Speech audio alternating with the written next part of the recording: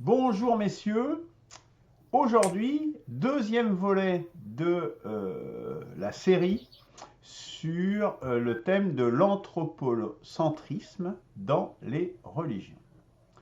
La semaine dernière j'avais fait une présentation de ce sujet, j'avais exprimé ma vision de ce thème, de ce sujet.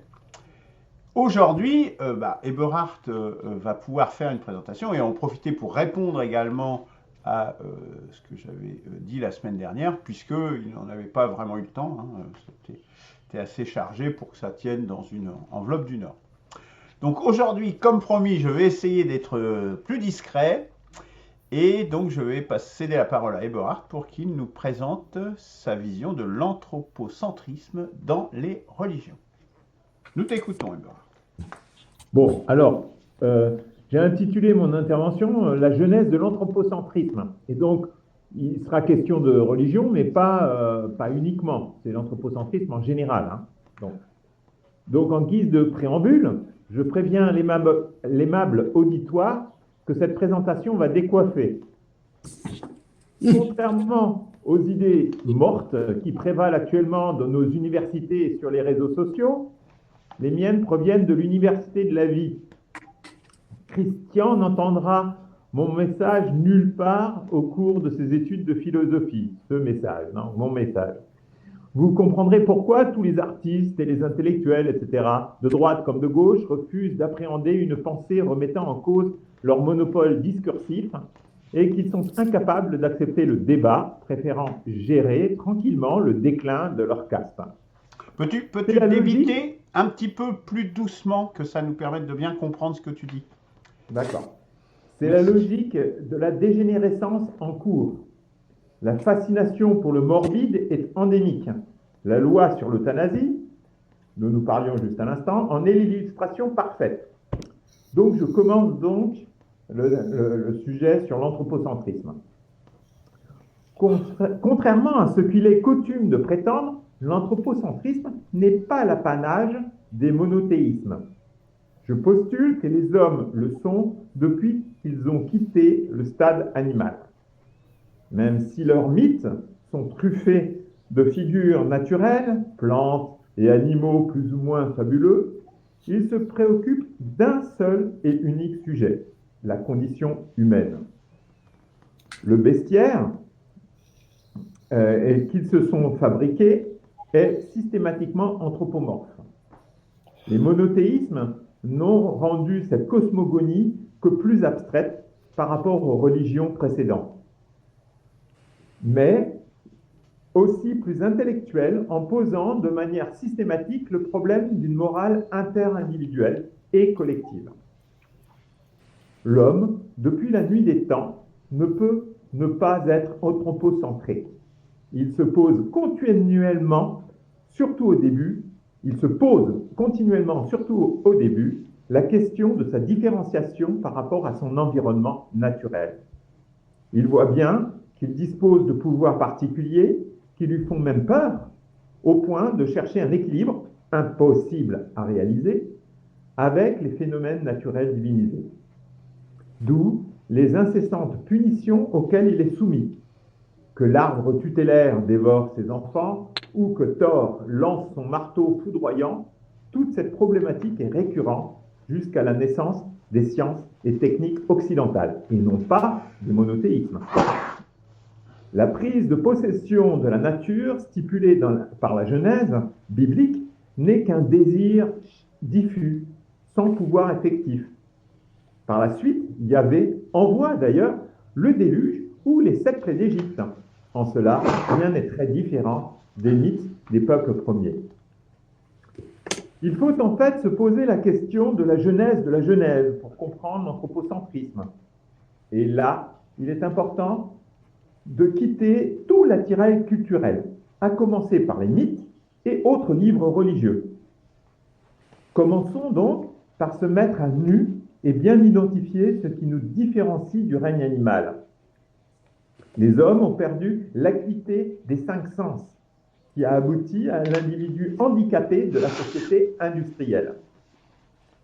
À part ses yeux et ses désirs sexuels, il a tout perdu. Je m'en suis rendu compte en devenant paysan, le paysan que je suis, qui a regagné une part de cette sensibilité multiple dont étaient dotés nos ancêtres chasseurs et cueilleurs. Mais même eux, déjà à l'époque, avaient conscience de la perte de leurs sens, qui vont bien au-delà des cinq. Les animaux, par exemple, se retirent du littoral à l'approche d'un tsunami, ou tentent encore de se protéger bien avant l'arrivée d'une tempête. Ils anticipent également la fin d'une averse, et ainsi de suite. Plus de choses encore que l'on ne peut réellement même nous observer, évidemment. Devant cette infériorité, l'homme veut conjurer le sort en nommant les choses. L'identification des choses comme fondement de notre humanité. Puis, il décrit les phénomènes observés en adjoignant un verbe au nom. En découle l'augmentation donc du volume de son cerveau. L'anthropocentrisme est né. Cette perte d'immanence, cette expulsion du paradis, l'homme veut le compenser par le verbe. Dieu n'a pu que vouloir cette évolution au point d'avoir fait de l'homme son image, mais seulement son image. En faisant du mal à lui-même et à son entourage, il détruit cette potentialité divine. Dans un anthropomorphisme des plus crus, les Grecs attribuaient des caractères très humains aux puissants dieux de l'Olympe, qui étaient des personnages immortels et manipulateurs, bien qu'ils ne puissent contrôler le destin. Voir la balance de Zeus pendant l'Iliade. Avec le monothéisme, Dieu est origine de lui-même. Et il est une tentative de l'homme de retrouver par sa foi le lien direct avec lui. La révolution spirituelle est bien sûr chrétienne. Jésus-Christ est Dieu incarné. Il est le vivant. Il est par sa chair la physique universelle et par l'esprit la métaphysique unie à Dieu. En conclusion, l'homme moderne n'accédera à l'immanence divine que par la chair du Christ. Elle est possible à tous ceux qui veulent faire corps avec lui sans passer par des mots qui ne sont qu'artefacts anthropocentrés. Son incarnation est la voie majeure pour intégrer ce que nous nommons la nature. Nous ne pourrons plus retrouver par nos propres moyens le jardin d'Éden originel. Nous pouvons seulement éviter de le saccager en nous et autour de nous. En fin de compte, il existe deux types d'anthropocentrisme. L'un délétère, égocentré, qui reste collé le cul à la chaise et qui accapare toutes les ressources de la terre en aspirateur inconscient ou bourré de mauvaise conscience. Enfermé dans sa boîte, l'homme est devenu obsolète et déjà mort dans un monde machino-centré et non plus anthropocentré. Ce n'est pas sa propension à la libre pensée, à l'athéisme ou à l'abstraction spiritualiste qui change quoi que ce soit à sa néantisation. L'autre anthropocentrisme reconnaît tous les dons faits aux hommes par le Père Céleste et lui redonne, donc au Père Céleste, inconditionnellement tout ce qui est humainement possible. Et plus loin, en fonction de sa propre énergie amoureuse, cette offrande peut même aller jusqu'au sacrifice, tel le Christ sur sa croix ou le paysan chrétien produisant sainement. Cet anthropocentrisme théocentré est la plus pure expression de la vie. Je vous remercie pour votre attention. Merci Eberhard. Et qui veut réagir en premier?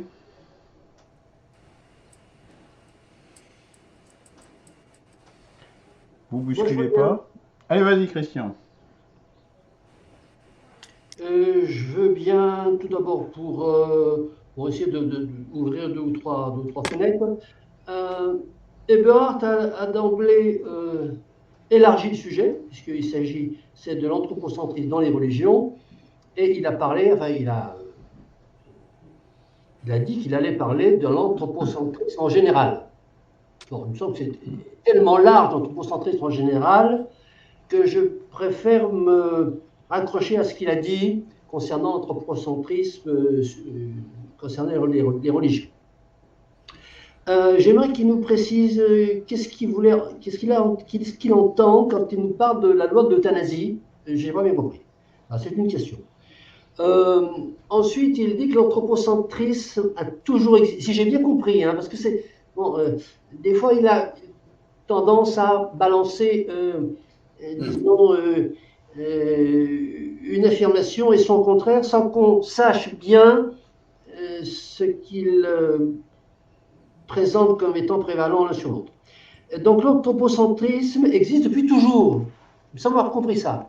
Alors, bon, là, je me pose quand même deux questions. Qu'est-ce qu'il en sait concernant, par exemple, le pré-néolithique? Bon.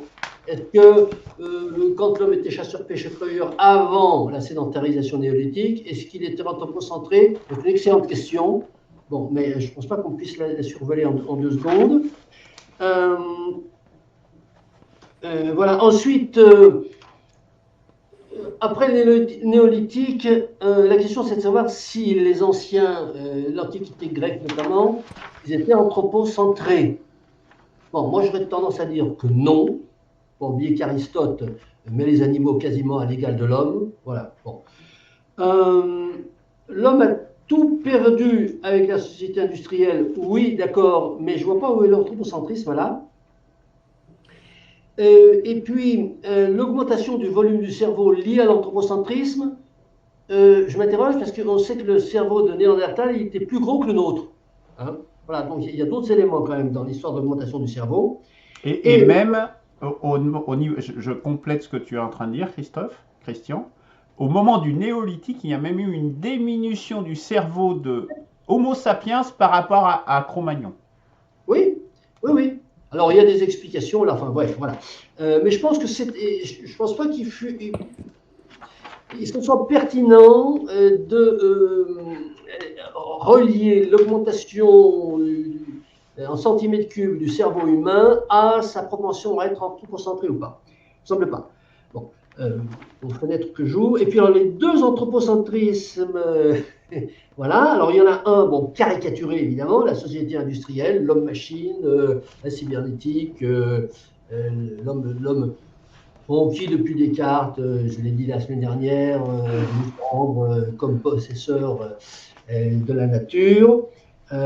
Oui, c'est caricatural, c'est tout à fait vrai. On est dans un anthropocentrisme, on l'a dit la semaine dernière, qui est institutionnalisé. Alors, la deuxième version de l'anthropocentrisme est intéressante, elle mériterait d'être quand même développée, hein, parce que le théocentrisme étant du bon anthropocentrisme, je reste un peu sur la fin au niveau de la démonstration. Bon, si c'est quelque chose de révélé, bon, je ne suis pas d'accord, puisqu'on est tous d'accord ici pour ne pas suivre le révélé sans qu'on nous l'ait bien expliqué. Donc voilà, j'aimerais qu'on puisse apporter une petite démonstration, quand même, ou un semblant de démonstration, comme quoi le théocentrisme, c'est du bon anthropocentrisme. Merci. Tu peux redire un petit peu, juste rapidement, parce que j'ai oublié, je ne les ai pas notés. En disant qu'il y avait 2 sortes d'anthropocentrisme. Non, pas le dernier. Au début, ce que tu as dit. Juste les questions que tu me posais. La loi sur l'euthanasie, je n'ai pas compris comment tu la reliais, là. Voilà, une question. Et puis, anthropocentrisme depuis toujours. L'homme a toujours été anthropocentré. Bon, il me semble que avant le néolithique, on n'en sait rien. Après le néolithique, on a des civilisations qui moi, disons, je soutiendrai le fait qu'elles ne sont pas anthropocentrées, notamment l'Antiquité grecque. Voilà ce que j'ai dit en début. Ok. Peut-être, Eberhard, tu peux répondre maintenant. C'est peut-être pas plus mal, non? Ça vous embête pas, les autres? Je fais court, de toute façon. D'accord. De toute façon, j'ai bien dit, anthropocentrisme, on est toujours anthropocentré, et depuis le début. Et j'ai essayé de l'expliquer, je ne sais pas si j'ai bien compris, et je me suis bien fait comprendre. C'est qu'à chaque fois que l'homme écrit, se dit des mythes, hein, puisqu'on n'a fait que retranscrire des mythes très anciens, eh bien, c'est toujours des rapports disons, très anthropocentrée dans les mythes. L'arbre, il parle en fait comme un être humain. La déesse parle comme un être humain. Zeus parle comme un être humain. Et c'est toujours la problématique de la position de l'homme au sein de la nature. C'est seulement, et ce que je dis, c'est seulement devenu plus abstrait avec les monothéismes. Voilà. C'est-à-dire qu'on a juste commencé à se séparer plus franchement de la nature, mais on l'a franchement quitté avec la société industrielle. Parce que là, l'homme est de moins en moins dépendant des phénomènes naturels. Voilà ce que je voulais expliquer. Voilà. Et c'est pas anthropocentrisme ou théocentrisme, c'est le rapport entre soit on est dans un système solipsiste, comme la société athée, appelez ça agnostique ou comme vous voulez, hein, ou abstraite, purement mathématique ou je ne sais rien, soit on est dans le A est égal à A, soit on est dans un rapport entre anthropo et théo, ça veut dire qu'on est un dialogue entre A et B, en se disant humble face justement à ce qui nous a été offert, moi je dis par le Père Céleste. Voilà, j'espère que je me suis bien fait comprendre. Et dans le rapport, justement, on a cru être anthropocentré, mais finalement, on est machinocentré. Au point où l'euthanasie, hein, la nouvelle loi, l'euthanasie, mais d'autres éléments hein, qu'on peut voir dans partout, finalement, l'homme, et même Günther Anders, évidemment, depuis 1956, l'a bien décrit, finalement, on a néantisé l'homme. Et l'homme n'est plus vivant. C'est pour ça que je parle des cinq sens, et qui sont même plus nombreux, hein, puisque je parle des animaux qui ont un sixième ou un septième sens, appelez ça comme vous voulez. Eh bien, nous ne pouvons plus exercer une vraie vie entière, parce que ça n'est pas que la tête, c'est aussi le corps qui, dans son rapport avec la matière, fait se poser des questions qui sont justes. Alors que maintenant, la machine prend en charge, quel que soit, hein, la vidéo, tout ce qui est informatique, tout ce qui est automobile, etc.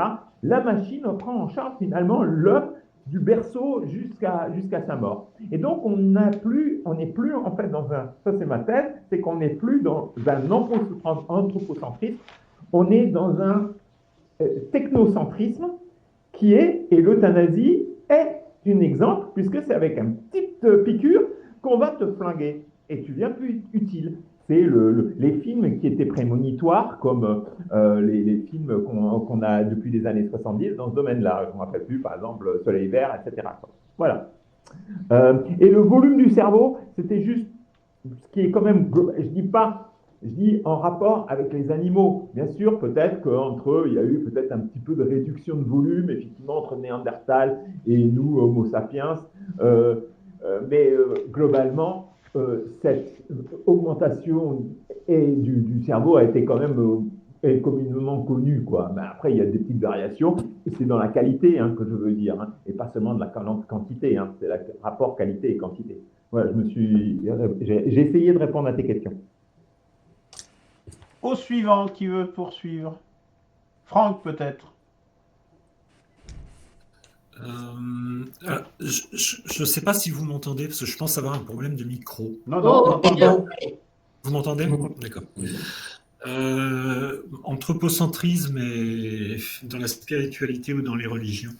En fait, je pense que l'on ne peut pas faire autrement que d'être anthropocentrique, dans la mesure où tout ce que nous voyons, tout ce que nous vivons, c'est à partir finalement de la conscience que l'on en a. Et notre conscience, elle est d'abord personnelle et elle peut éventuellement être partagée par l'ensemble du genre humain. Mais je ne pense pas qu'on puisse échapper à l'anthropocentrisme. Par contre, contre, que l'anthropocentrisme dérive vers quelque chose qui est du domaine de l'égoïsme, de l'égocentrisme, là, effectivement, ça peut poser un souci. Mais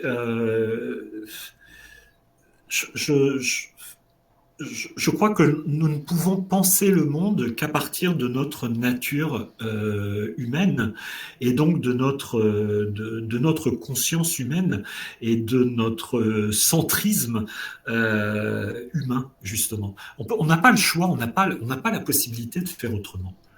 Je ne peux pas, même si j'estime que l'être humain n'est pas au centre de l'univers, qui est-ce qui dit ça? Ben, c'est moi. Donc c'est un peu le cercle enfin pas cercle infernal, mais ce que mettent en fait certaines personnes comme Ramana Maharshi par exemple dans le domaine de l'éveil. On ne peut pas échapper à nous-mêmes, c'est impossible. Et même si on veut le faire, on ne fait que déplacer une tasse de café, quoi. Mais c'est toujours notre tasse de café qui est devant nous. Et on n'a pas la possibilité de penser le monde en dehors de la manière dont on le perçoit. Moi, j'aimerais bien, personnellement, je me pose souvent des questions un peu idiotes, mais de se dire comment le chat conçoit le monde? Est-ce que le chat est cathocentré, entre guillemets? Probablement. Mais il en va de même pour toutes les espèces. Oh, Alors, oh non, oh non, alors surtout pas Derrida. Alors, là, là, là, là, là. Voilà. non, Va enfin, des voilà. rétros, Satanas. Alors, C'était le. J'ai pas compris là. non, parce que Christian a présenté un ouvrage, L'animal que donc je suis. Alors là, Ah d'accord, ok. Ça Alors j'avais pas répond vu. comment le Excuse-moi. chat voit. Voilà. Oui. Je parle de ça. Le... Après, bon, voilà, ça c'est un premier point. Le deuxième point, c'est pas un truc obsessionnel, mais ça rejoint un petit peu ce que l'on disait la semaine dernière. La particularité de l'espèce humaine est d'avoir en fait développé, alors lui-même ou la nature ou l'évolution, on ne sait pas, une forme de conscience qui est autoréflexive et qui fait que l'être humain se détache de son substrat animal, même s'il le garde, et même s'il le perd, parce que tout gain, un gain d'intelligence, par exemple, j'entendais tout à l'heure que l'être humain, effectivement, développe des technologies, mais en même temps, il perd une partie de sa connexion avec la nature. Mais c'est une fatalité. On ne peut pas avoir les deux. Tout gain engendre automatiquement une perte. On ne peut pas avoir les deux à la fois. Bon, voilà. Après, c'est pas très organisé ce que je dis, mais voilà. Pour résumer, je pense qu'on ne peut pas sortir de l'anthropocentrisme à partir du moment où, en tant qu'être humain, on essaie de penser le monde. Ce qui ne veut pas dire. de m'être absenté. Ah non, t'as pas fini. Excuse-moi. Non, je veux dire, par contre, la notion d'anthropocentrisme, pour moi, n'implique pas d'être crispé sur son ego. Je veux dire, on peut très bien accorder des unités de très, très, très, très grande valeur à ce qui est non humain. Mais là encore, c'est moi qui le dis, à partir de ce que je suis.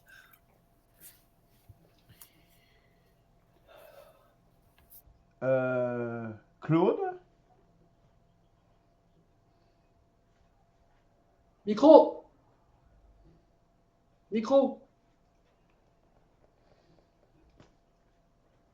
Christian. Merci, oui. Bon, j'ai pas tout compris de ce que tu nous as dit, Eberhard.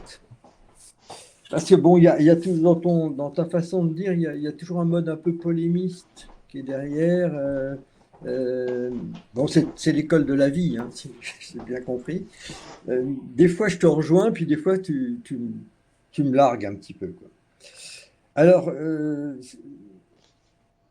ce que vient de dire Franck me paraît tout à fait essentiel, c'est-à-dire que l'anthropocentrisme, en fait, il y a un anthropocentrisme naturel, si je puis dire, parce qu'on est des êtres de conscience. Puis j'avais dit aussi la dernière fois, j'avais rappelé qu'il y avait des dons divins, par exemple le langage, la parole, d'où ça sort. Hein. On a du mal à.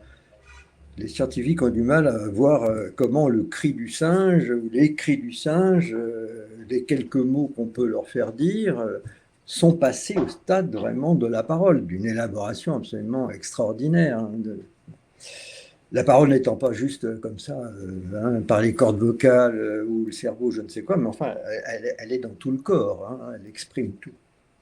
Bref, il y a quelque chose de... Alors là, j'ai pas bien compris, Eberhard, quand tu as parlé qu'il y avait une sorte de compensation par le verbe que l'homme faisait à un moment donné après la chute. J'ai pas du tout compris ces choses-là.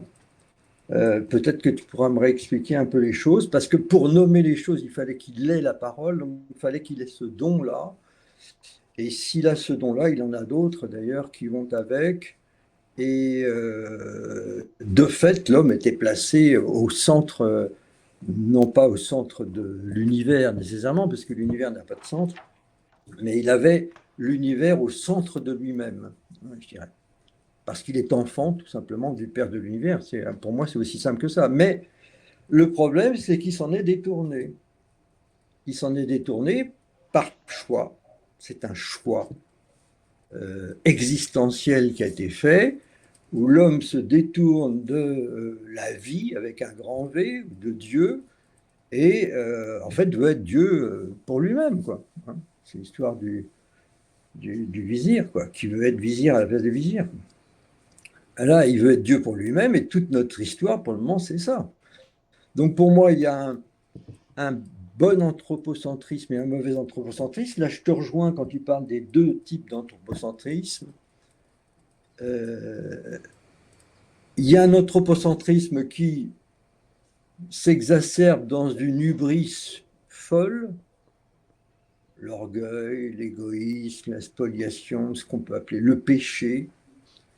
Ça, c'est celui qui est vraiment nocif parce qu'en fait, on se fait mal à nous-mêmes. Et puis, il y a un anthropocentrisme où on admet qu'on est enfant de la vie, enfant du Père de l'univers, mais c'est par l'humilité qu'on peut le reconnaître. Et à ce moment-là, on commence à vouloir changer ce monde, hein, qu'il revienne en fait à son dessein originel. Il y avait un dessein originel et on a quitté ce dessein originel. Voilà, là, pour moi, ça, c'est du bon anthropocentrisme. Alors, je ne sais pas si c'est ça que tu as voulu dire par l'anthropocentrisme théocentré, mais pour moi, théocentré, c'est pas, attention, c'est pas théocentré tel que les monothéismes l'ont fait, parce que tous les monothéismes ont en fait érigé un Dieu extérieur à nous comme une idole, un peu comme un totem, et organisé la société avec toute une hiérarchie autour de ce totem. Non, Dieu, c'est pas ça. Dieu, c'est une nature dans l'homme. Et donc, il faut révéler cette nature dans l'homme. Et pour ça, il n'y a qu'un seul moyen, c'est simple, c'est apprendre à aimer, quoi, au sens universel. Donc, pardonner, faire la paix, etc. Et de là, il y a une nouvelle conscience qui sort. Mais elle est, comment dirais-je, sereinement anthropocentrée. C'est-à-dire qu'à ce moment-là, elle commence à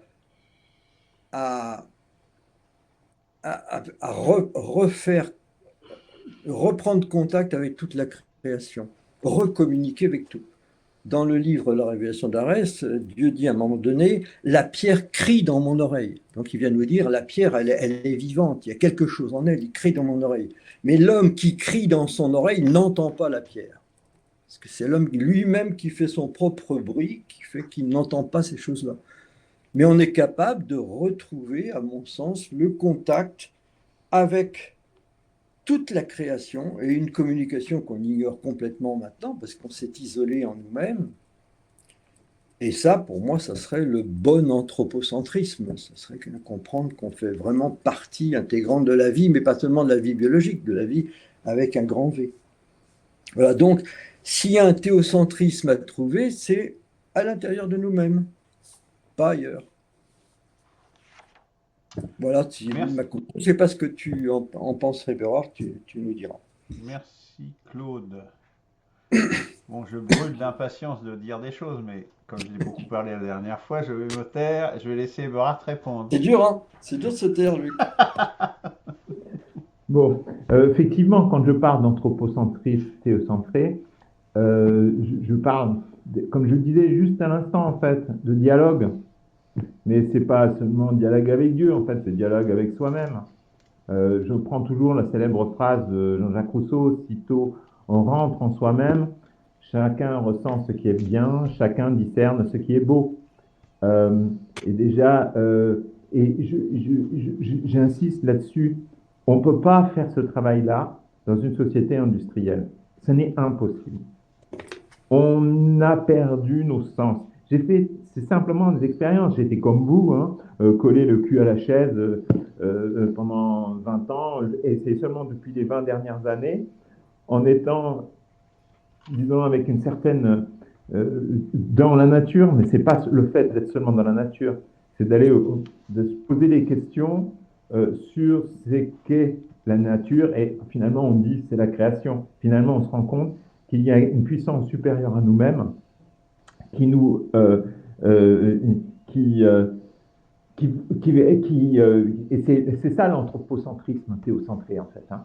C'est quand se dire, ben voilà, si je veux faire quelque chose de sain, S-A-I-N et S-A-I-N-T, c'est seulement en faisant ce travail-là, enfin, je ne dis pas seulement agriculteur, hein, ça peut être, mais quelqu'un qui travaille avec la matière, quelqu'un qui la transforme, quelqu'un qui souffre aussi, en quelque sorte, avec la matière, quelqu'un qui va dire, ben voilà, je fais ça par amour pour l'humanité. Et c'est là, bien sûr, c'est là la dimension chrétienne que je suis, et qui va au-delà de ce qui était déjà existant avec toutes les autres religions avant, mais qui était en gestation. C'était l'œuvre de Dieu, c'était la prédestination, si vous voulez, que de pierre, sur la pierre, s'est formé quelques molécules, qui des molécules qui ont été des molécules organiques, qui ensuite ont formé peut-être les premiers débuts de vie plus ou moins organisée, et ainsi de suite. Et nous-mêmes, pour pouvoir arriver à le comprendre, ça, il faut avoir fait en fait un pas, non pas en arrière, c'est un pas vers ce qui est le plus sain pour nous. Et notre impasse à nous, et tout le monde le ressent et tout le monde le dit, mais personne ne fait le diagnostic jusqu'au bout. Notre impasse à nous, c'est la société industrielle, médiatique et financière. Tout le monde crie là-dessus, ouais, mais tout le monde veut rester le cul collé à la chaise tout en essayant de jouir des matières premières qui ont été fabriquées par d'autres et qui ont extrait de la terre par d'autres. C'est comme si on veut le beurre et l'argent du beurre. Je dis nous collectivement. Je m'y inclus aussi partiellement dedans. J'utilise aussi la société industrielle. Et donc, mais j'en suis plus conscient que d'autres parce qu'en fait, je dépends de la météo, je dépends de mes animaux, etc. Des erreurs techniques, plein de choses, des conneries qui ont été faites. Ce matin, j'ai arraché quelques pieds de patates parce que je disais que c'est ma jument qui l'a fait, mais finalement, c'est moi qui fais une erreur. D'accord? Donc, j'accuse ma jument, d'autres accusent leur gouvernant, et en fait, ben, il faut plutôt regarder la poutre qu'il y a dans son œil. Et c'est là que l'anthropocentrisme est productif. C'est quand il est mis à nu, quand il se met réellement à nu. Et c'est là qu'on arrive en fait à progresser dans son humanité. Malheureusement, je dois vous dire que on est très très peu nombreux et c'est pour ça que je parlais de l'euthanasie, je parlais de ça, de l'autodestruction de l'homme. Et donc, en s'autodétruisant, l'euthanasie n'est qu'un seul exemple, hein, eh bien il ne peut pas exercer un anthropocentrisme positif, un anthropocentrisme qui le relie avec ce qu'il y a de plus beau sur Terre. Mais il y a des cycles. Il y a des cycles de destruction, il y a des cycles de reconstruction. Ah ben là, en ce moment, on est dans le cycle de la destruction d'une organisation très protubérante, qui a développé plein de choses et qui va nous entraîner. Et on a beau essayer d'être à faire des beaux discours comme moi, ou à être chez la Révélation d'Arès, ou Christian travailler les philosophies, etc., ou Luc autre chose avec un P6R, et Franck, je ne connais pas ses autres activités, mais voilà la logique. Donc, il y a des moments où, collectivement, on est tous en train de sombrer, quoi, comme le Titanic, quoi. Le Titanic, c'est qu'un exemple. Je ne sais pas si j'ai répondu à ta question. Pas Oui, vraiment, mais disons que tu as explicité les choses. Mais ouais. Et le verbe, ah oui, si, pourquoi le verbe? Si, parce que tu posais la question du verbe. Ben, un Oui, alors moment, compenser, tu as parlé de compenser par le oui, j'ai dit verbe. compenser, effectivement. Et ça m'est venu comme ça en écrivant ça en un quart d'heure, carrément. C'est une intuition, je pourrais te dire. Euh, mais c'est une intuition qui se base sur l'observation, quand même. Eh bien, quand je vois le comportement des animaux, je vois quelque chose de plus fort que moi dans ma nature biologique propre qui n'a que 5 sens. Et donc l'homme, à un moment donné, quand il a observé qu'il était en train de perdre quelque chose, quoi, c'est cette expulsion du paradis, eh bien, et pour pouvoir euh, conjurer le sort, en fait, conjurer le sort, il nomme cet animal qui peut même continuer à se protéger, alors que lui, il ne sait plus se protéger autrement que par des artefacts.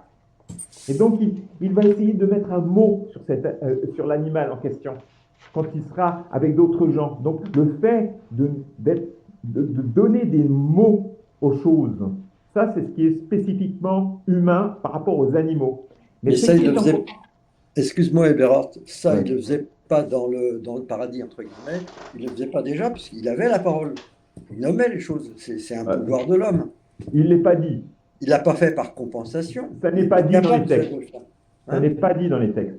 Le, Ah, d'accord. Et voilà, non mais ça c'est ce que tu déclares. L'homme ne pouvait pas dire, enfin, je sais qu'encore, parce que je ne sais pas, des fois je me demande si tu doutes qu'on a vraiment été d'abord à un stade animal. Moi je pense qu'on a eu d'abord un stade animal et qu'à un moment donné il y a eu un déclic et on est devenus des hommes. Mais c'est la création, ça. C'est la Oui, création mais je dis qualitative qu'il y qui avait se une fait à un moment donné. prédestination. Moi, par contre, je dis qu'il y avait une prédestination de passer, à un moment donné, d'un stade animal à un stade homme. Donc, je dis effectivement Dieu existe et qu'il y a eu à un moment donné une logique extraordinaire. Je suis rousseauiste pour ça. Hein. Donc, il y a eu une logique extraordinaire, qu'il y a eu un moment, un déclic qui devait se produire d'une manière ou d'une autre pour arriver au stade humain. Et c'est là qu'au stade humain, crac, on commence à dire un mot. Un mot pour décrire un objet d'abord. Et ensuite, on met un verbe pour décrire un phénomène. Et c'est là que d'un seul coup, le cerveau commence à se mettre en branle par rapport à son état australopithèque. Tu me concéderas, Christian, que nous avons un cerveau plus, ou même Luc, que nous avons un cerveau un peu plus volumineux que celui de l'australopithèque. Donc il y a eu cette progression du point de vue du verbe. Et ce verbe, si j'ai dit compenser, c'est une façon de dire que pour pouvoir survivre dans un monde complètement dangereux, hein, imaginez-vous dans la brousse, hein, au milieu des lions, des hippopotames, des alligators et tout le reste. Hein. Donc il fallait se bagarrer. Et il fallait trouver des mots, expliquer au groupe humain comment se défendre autrement que par l'esprit grégaire que les gazelles. Tu vois. Et donc on met des mots à des choses et ensuite on met des verbes. Et c'est là progressivement on devient intelligent autrement que les animaux. Voilà. C'est ça que je voulais décrire. D'accord. Bon, j'en dirai pas plus. Il y a Luc qui n'a pas parlé. oui. Est-ce que je peux réagir? Est-ce que vous m'autorisez? Bah, bien sûr, mon petit Luc. Bien sûr, Ah, mon Luc. petit Luc, ça me rappelle quand j'étais... Ça me rajeunit. Euh, La parole n'est pas le propre de l'homme. On va partir comme ça va calmer, parce que je vous invite, bah, voilà, hein, j'ai cité, alors, pas Derrida, ça c'est des recherches beaucoup plus récentes hein, que ce clown de Derrida. Beyond Words, What Animals Think and Feel. Je vous invite à le lire, c'est très intéressant. Je vous invite à consulter également la chaîne YouTube Virgule Animal. Vous allez être surpris du langage chez les animaux, des recherches récentes, de l'intelligence qu'ont par exemple les orques, ou même de la structure supérieure, la structuration du cerveau supérieur chez certains oiseaux que chez l'homme, parce qu'ils ont besoin de faire léger. Donc ils ont une structuration du cerveau qui est plus compacte et mieux structurée encore que la nôtre. Et la parole, elle est extrêmement répandue, extrêmement répandue. Dès qu'il y a un groupe social, il y a parole. Dès qu'il y a un groupe social, il y a communication entre les membres du groupe. C'est quelque chose de, c'est même vrai à un niveau pourtant très élémentaire que sont les fourmilières, les termitières et ce genre d'animaux pourtant gouvernés par la chimie, hein, avec un langage plus chimique. Mais pas que chimique, hein, les abeilles font une danse hein, pour expliquer, il faut aller dans telle direction, etc. Donc, le verbe n'est absolument pas le propre de l'homme, pas du tout. Il n'y a quasiment pas de propre de l'homme, hein, je l'ai dit l'autre jour. Bon, donc ça, c'est déjà une première chose, très importante. Hein, parce que ça, si on ignore ça, forcément, on fait forcément fausse route. Tu me permets une toute petite distinction entre langage et parole. C'est pas la même chose. Que tout communique, que tout a un langage, oui, mais la parole, c'est spécifique. C'est la foire. Pardon. Tout le monde veut parler. Ah, je vais dire une deuxième chose, et puis je m'arrêterai. Là, par contre, je suis d'accord avec Eberhard, c'était inscrit le fait qu'il y ait ce développement humain qui aboutit à l'homme. Où est-ce que c'était inscrit? C'est inscrit dans les émissions qu'on a faites sur la négantropie, justement.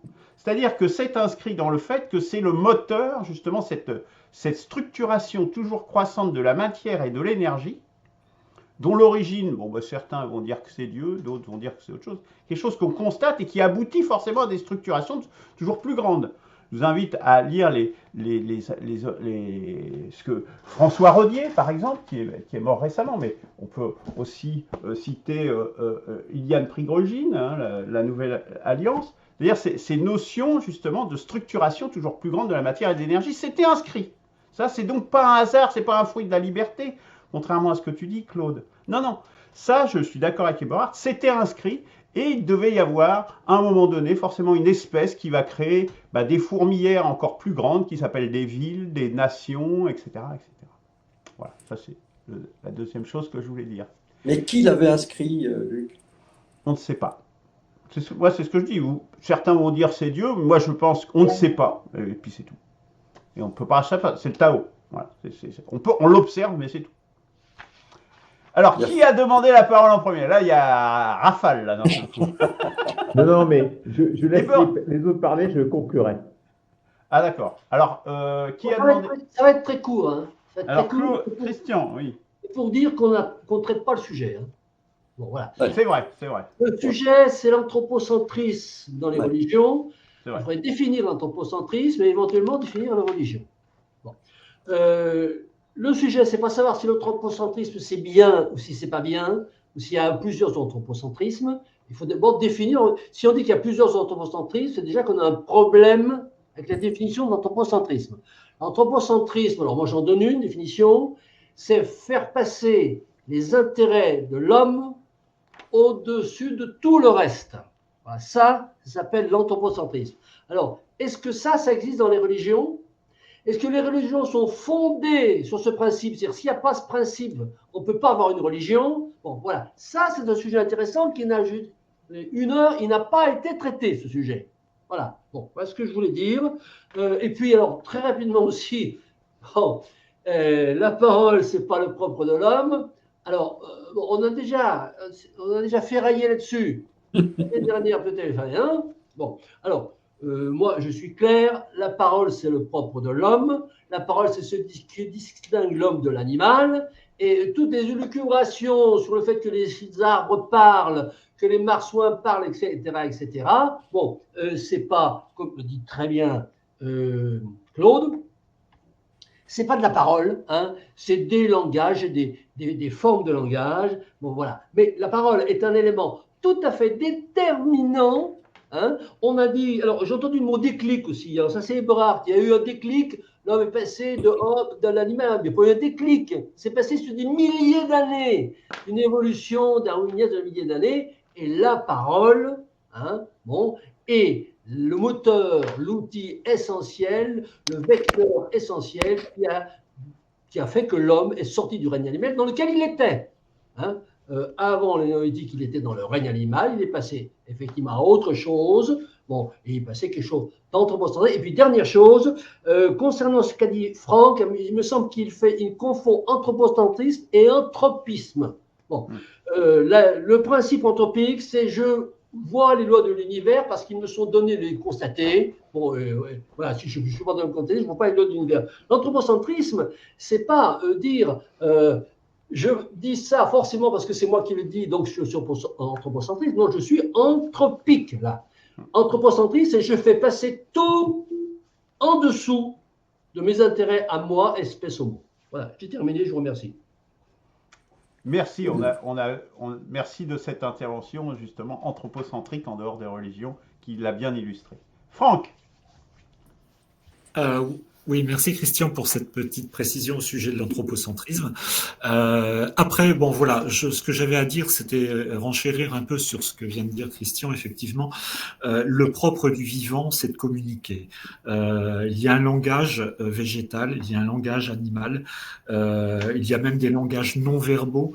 Tout ce qui est vivant communique. Et même au niveau cellulaire, j'étudie, enfin mon job, c'est d'enseigner la physiologie respiratoire et ces choses-là.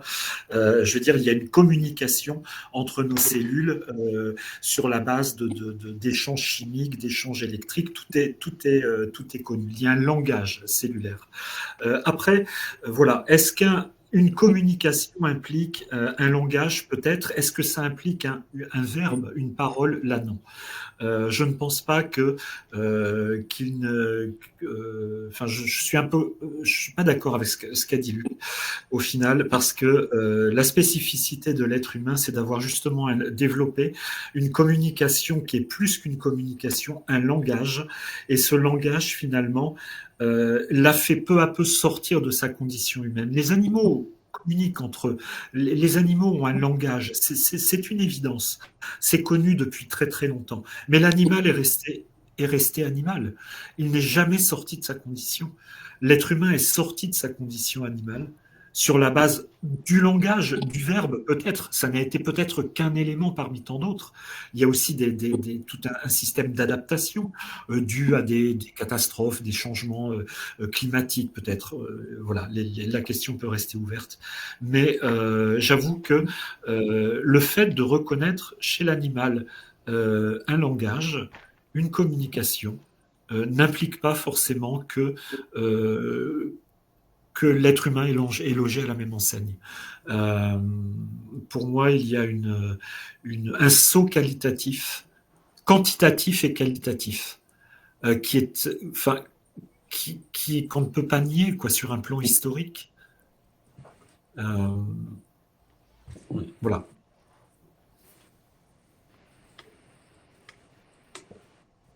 Alors, du coup, est-ce que peut-être ça vaudrait le coup qu'on fasse une émission sur le propre de l'homme, justement? Parce que je pense que ce qui distingue, c'est la notion de saut que tu as parlé. Moi, je dis effectivement, il y a une différence quantitative et qualitative, sans doute. Essentiellement quantitative, d'ailleurs. Mais est-ce qu'il y a un saut? C'est un peu ça, c'est ce dont parlait Eberhard, et ce qui va certainement nous répéter dans sa conclusion. Bon, mais Christian, il m'a déjà fait le coup en me disant « Oui, on n'a pas traité le sujet, c'était un autre chose. » Non, on a traité le sujet de l'anthropocentrisme.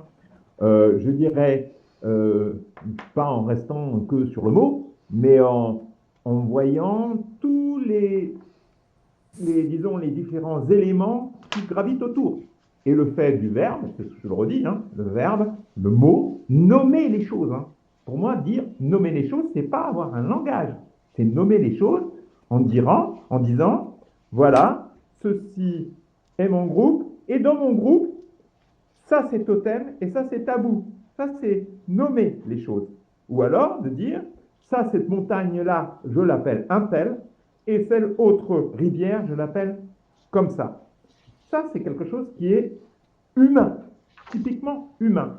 Donc, c'est l'homme, même dans son village de début, il va commencer à se différencier par cela et il va aller d'un point à l'autre en pouvant le nommer. Et ensuite, il se nommera. Alors, les animaux se nomment entre eux à travers leurs effluves, alors, parce que les agneaux, ils savent reconnaître leur mère spécifiquement, et la mère va repousser l'agneau d'une autre mère.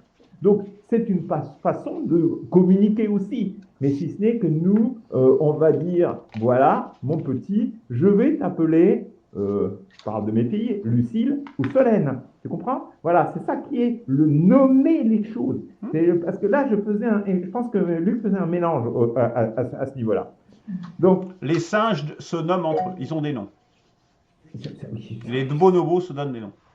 Oui, bon, c'est ça, et ensuite ils vont s'enterrer, et ils vont mettre une amulette pour l'enterrement, etc. Non, mais attends, quand même. Oui, bon, oui, mais tu vois, parce que tu fais du relativisme biologique qui peut terminer dans la écologie, tu vois ce que je veux dire? Façon de faire avec ce genre de référence. Je te charrie un peu, mais c'est un petit peu dans cet esprit-là. Un éléphant n'ira pas essayer de contrôler la planète, la planète des singes. Vous vous rappelez, la planète des singes? La planète des singes. Là, tu es en train de me dire que oui, les singes, ils pourraient très bien aussi finalement contrôler le monde et faire de l'énergie, etc. Quoi. Bon, voilà. Non. Donc, je dis simplement que nous sommes des singes. Mais non, on n'est pas des singes. On est quelque chose en plus des singes. Mais aussi en moins. C'est ce que j'ai essayé de dire. Nous avons perdu des sens. Et nous avons tout rempli dans la tête, en fait. Et à force que dans une société occidentale, tout n'est plus que tête. Ça veut dire que tout n'est plus que jouissance. Et tout n'est plus que jouissance, et c'est tout, mais jouissance des yeux et jouissance du cul. Voilà, et donc en fait, ça c'est vraiment important de bien voir la différence entre les animaux et nous. Voilà, c'est ça, je pense. Et enfin, en conclusion, je pense sérieusement que toute l'anthropocentrisme, ça, bon, on l'a été vu, on a été plus ou moins d'accord qu'on est anthropocentré depuis le début.